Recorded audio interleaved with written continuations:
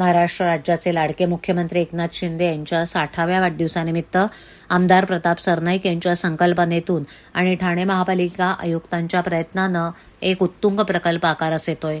या प्रकल्पाचं नाव Chintamanrao Deshmukh institute of administrative careers असून तो ठाणे महानगरपालिका शाळा क्रमांक 133 वसंत विहार ठाणे पश्चिम येथील आरक्षित भूखंडावर प्रस्तावित आहे.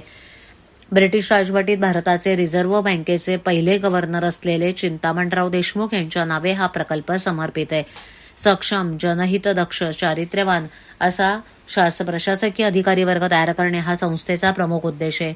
इथे दिव्यांग उमेदवारांना सुद्धा सर्वार्थानं सामावून घेण्याचं योजलंय. इथे येणाऱ्या प्रशिक्षणार्थींना स्पर्धा परीक्षांसाठी चहूबाजूनी समर्थन केलं जाईल. विविध क्षेत्रातील तज्ज्ञांचं मार्गदर्शन उपलब्ध होईल. चिंतामणराव देशमुखांच्या उत्तुंग व्यक्तिमत्वाला साजेशी टोलेजंग इमारत अशी उभी राहणार आहे.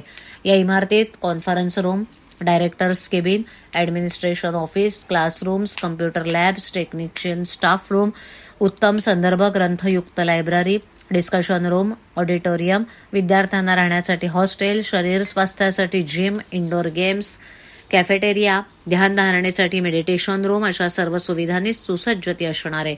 या सुसज्ज प्रशिक्षण सुविधेचा ठाणेकर तरुण तरुणींनी आवर्जून लाभ घ्यावा असं आवाहन करण्यात आलंय.